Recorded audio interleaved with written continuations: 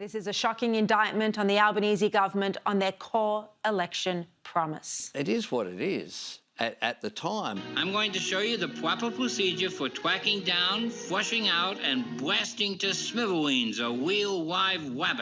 Your signature recipes.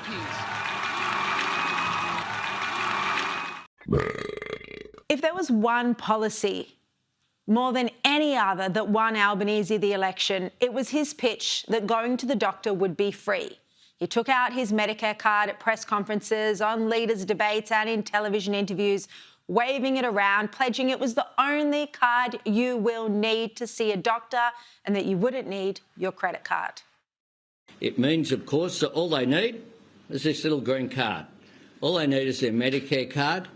Every Australian will only need just this, their Medicare card. All they will need. When they walk in here, all they need is this, their Medicare card. That is all that you need.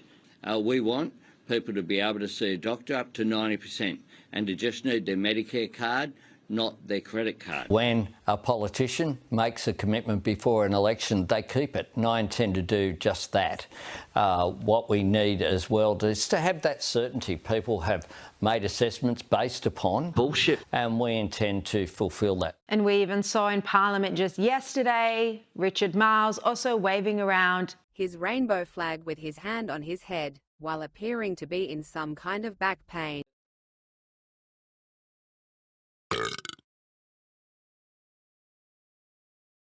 As the Canberra Times reports, medical care is becoming unaffordable for more Australians. Now, the survey asked 5,000 Australians in late 2024 about their ability to access the healthcare system.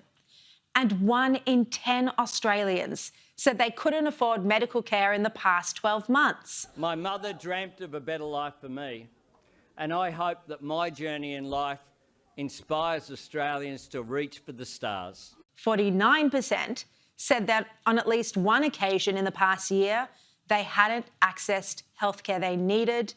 28% reported not being able to see a dentist because of the cost, and only 32% felt confident they could afford care if they became seriously ill. And that's a tribute to Anthony's leadership. You're quite right.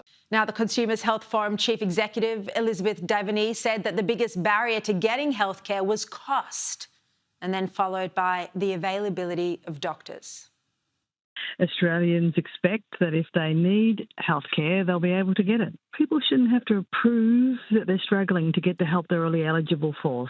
People are telling us that they simply can't get the care we need because it's impossible to make an appointment. The further you are from a big city, the longer you wait. And for rural communities, cost and access hit equally hard. So if you can't reach a service, how much it costs is almost irrelevant. I try not to look at the affordability of medical care. On this crucial issue of being able to afford and access medical care, we're seeing a vast difference between Albanese's election promise and the reality. And it's not just this survey. The statistics show that Medicare bulk billing rates have declined under the Albanese government. Welcome to country. The GP bulk billing rate was 88.5% in May 2022 when the coalition left office.